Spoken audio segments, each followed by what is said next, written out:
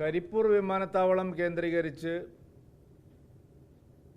നടക്കുന്ന സ്വർണ്ണക്കള്ളക്കടത്തിനെ സംബന്ധിച്ചും ഹവാല ഇടപാടുകളെ സംബന്ധിച്ചും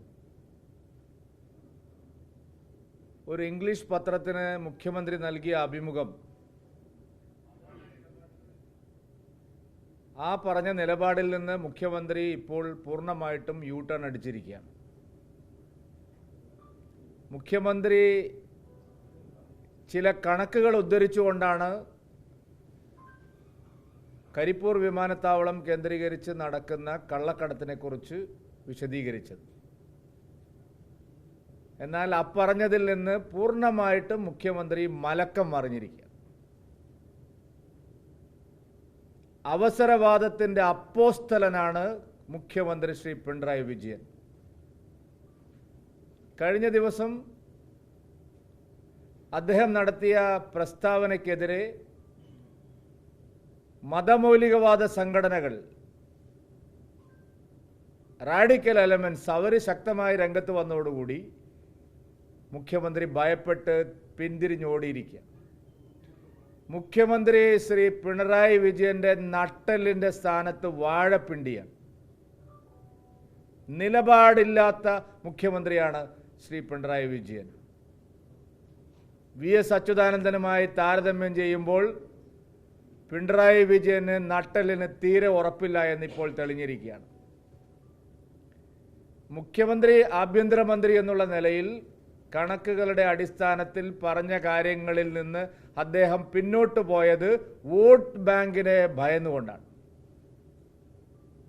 വോട്ട് ബാങ്ക് രാഷ്ട്രീയത്തിൻ്റെ കാരണം കൊണ്ടാണ് മുഖ്യമന്ത്രി തൻ്റെ നിലപാട് തിരുത്തിയിരിക്കുന്നത്. സഖാവ് വി എസ് അച്യുതാനന്ദൻ നട്ടെല്ലുള്ള ഒരു മുഖ്യമന്ത്രിയായിരുന്നു. പിണറായി വിജയന് നട്ടെല്ലേ ഇല്ല, ഉള്ളത് വാഴപ്പിണ്ടി നട്ടെല്ലാണ്.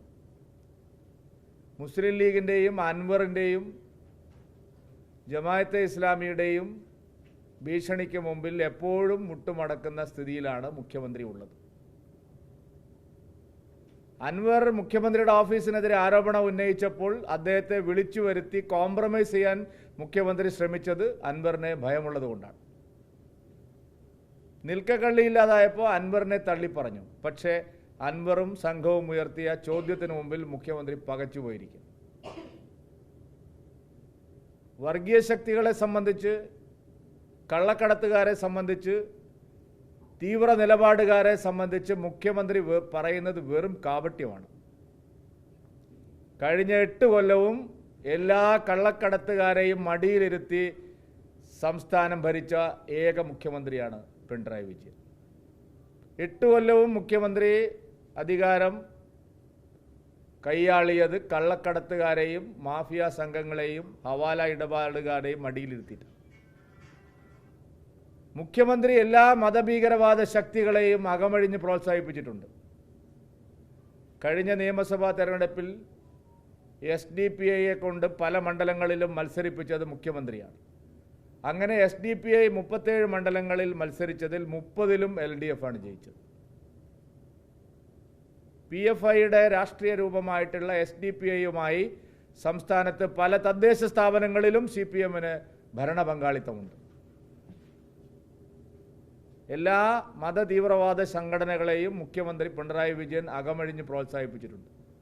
UDFനെ ദുർബലപ്പെടുത്താൻ അതിതീവ്ര ചിന്താഗതിക്കാരായ മുസ്ലിം സംഘടനകളെ ഒപ്പം കൂട്ടിയതിൻ്റെ പരിണത ഫലമാണ് ഇപ്പോൾ മുഖ്യമന്ത്രി അനുഭവിക്കുന്നത്. PDPയെ മുന്നണിയിൽ ചേർത്തു, പൊന്നാനിയിൽ PDPക്ക് സീറ്റ് കൊടുത്തു. വെൽഫെയർ പാർട്ടിയുടെയും ജമാഅത്തെ ഇസ്ലാമിയുടെയും പിന്തുണ അടുക്കളയിലൂടെ നടന്ന് നേടിയ മുഖ്യമന്ത്രിയാണ് പിണറായി വിജയൻ. PFI നിരോധനത്തെ എതിർത്ത മുഖ്യമന്ത്രിയാണ് പിണറായി വിജയൻ.